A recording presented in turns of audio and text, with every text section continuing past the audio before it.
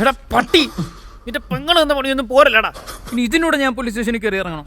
ഇങ്ങോട്ടിറങ്ങടാ കോപ്പേ, ഇങ്ങോട്ടിറങ്ങാൻ.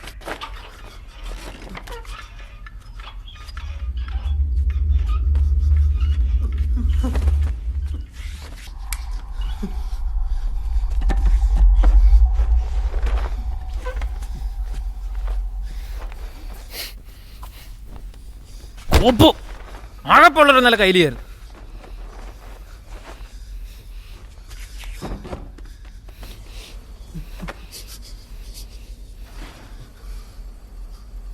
നിന്റെ അച്ഛനിരിക്കുന്നോടാ കോപ്പേ മോളില്. നിനക്കൊക്കെ കഴപ്പ്. കാരണം നീ ഒന്നും ജീവിതം കണ്ടില്ല. അതാ എന്നെ പാർട്ടിയിൽ നിന്ന് പുറത്താക്കിയടാ. നീ കയറി തൂങ്ങി അവർ തിരിച്ചെടുക്കൂ. പാർട്ടി എന്റെ ചോരയാടാ, അതല്ലാതെ എനിക്ക് പറ്റൂലോ. എടാ പുറത്താക്കാൻ ഒരു വാതിലുണ്ട്, തിരിച്ചെടുക്കാൻ വേറൊന്ന് കാണും. മനുഷ്യന്മാര് ചേരുന്നാടാ പാർട്ടി. പല അഭിപ്രായങ്ങളും ഉണ്ടാവുമ്പോഴേ ചട്ടക്കുറവ് ഉണ്ടാവുന്നത്. അത് നിനക്ക് വേണ്ടി ആയി, നീ കാത്തിരി.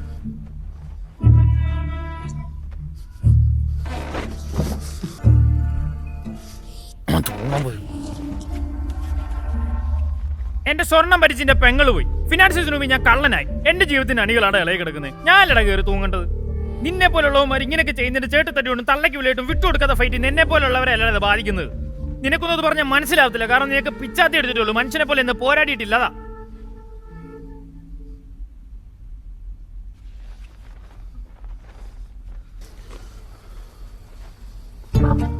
എടാ, നമ്മുടെ കാരണവന്മാരുടെ നമുക്ക് 10 പൈസ ഉണ്ടാക്കി വെച്ചിട്ടില്ല.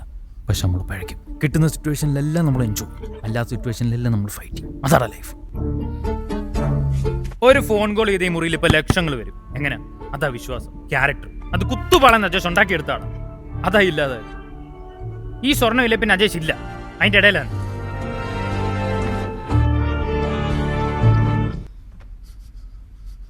വെറുതെ എണ്ടിയാണ് അജേഷ്. പക്ഷെ നമ്മുടെ സ്പേസിലെല്ലാം നമ്മൾ പോരാട്ടത്തിൽ അലക്സാണ്ടർ ചക്രവർത്തിയാണ് അജേഷ്.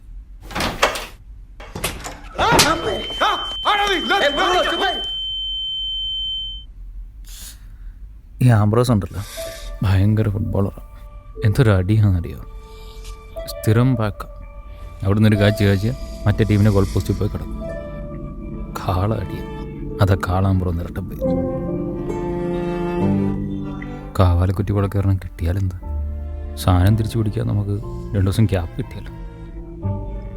നമ്മുടെ പൊസിഷൻ അത് ആംബ്രോ അടുത്തൊന്ന് കൺവേ ചെയ്യാൻ പറ്റിയല്ലോ.